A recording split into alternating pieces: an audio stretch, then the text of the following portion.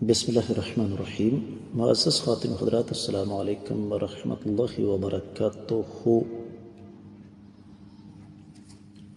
کیا ام الولد یعنی ایسی لونڈی جس سے آقا کے بچے پیدا ہوئے ہوں اس کو بیچنا منع ہے؟ یہ ہے آج کے حدیث کے سبق کا موضوع۔ مشکات المصابیح کتاب النکاح، باب ہے غلاموں کی آزادی کے حوالے سے 3400 یعنی 34واں حدیث کتاب میں ہے، جبکہ دوسری طرف 8ویں ہے باب میں۔ الفاظ سماعت فرمائیے گا۔ وعن جابر رضی اللہ عنہ قال بعنا امہات الاولاد على عہد رسول اللہ صلی اللہ علیہ وسلم وابی بکر فلما كان عمر نهانا عنہ فانتہینا، رواہ ابو داود۔ معزز خواتین و حضرات، آپ نے یہ سماعت فرمایا کہ یہ سنن ابی داؤد کی روایت ہے۔ تفصیلی حوالہ نوٹ فرمائیے گا۔ سنن ابی داؤد کتاب العتق اور باب ہے بچوں کی ماں والی لونڈیوں کو آزاد کرنے کا، 3954 حدیث ہے، جبکہ سنن ابن ماجہ میں 2517 ہے اور حدیث سند کے اعتبار سے بالکل صحیح ہے۔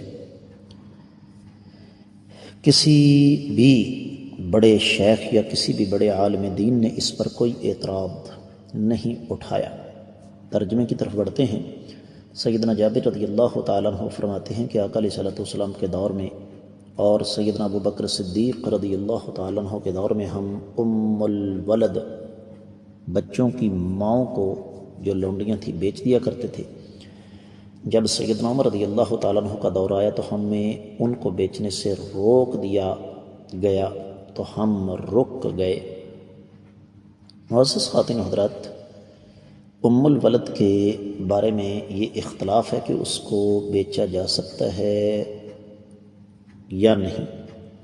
اب اگر دلائل کا جائزہ لیا جائے تو اہل علم کی دونوں طرف آراء جو ہیں وہ ہمارے سامنے آتی ہیں، اور جبکہ دوسری طرف ایک طرف تو یہ کہ آقا علیہ الصلوۃ والسلام سے تو ثابت نہیں، اور پھر سیدنا ابو بکر صدیق رضی اللہ تعالیٰ عنہ کے دور میں بھی ایسا کوئی ثبوت نہیں ملتا، جبکہ دوسری طرف سیدنا عمر رضی اللہ تعالیٰ عنہ نے اس فیصلے کو نافذ کیا۔ تو اہل علم یہاں پر یہ بات کرتے ہیں کہ کیا ضروری ہے کہ سیدنا عمر رضی اللہ تعالیٰ عنہ کا یہ فیصلہ شرعی ہو؟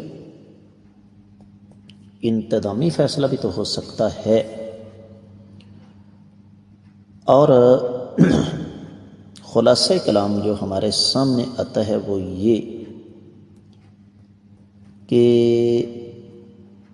ام الولد کو بیچنا شرعی طور پر کوئی منع نہیں، البتہ اخلاقی طور پر غلامی کے خاتمے کے لیے اس کو ایک سیدنا عمر رضی اللہ تعالیٰ عنہ کا انتظامی فیصلہ سمجھ لیا جائے کہ ام الولد کو جب بیچنے جائے گا تو آزاد کیا جائے گا، تو لونڈیاں جب آزاد ہوں گی تو اس طرح غلامی کا دور ختم ہوگا، تو اس سے انکار نہیں کیا جا سکتا۔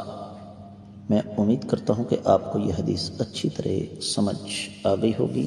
آج کے سبق سے ان الفاظ کے ساتھ ہی اجازت دیجیے۔ السلام علیکم ورحمۃ اللہ وبرکاتہ۔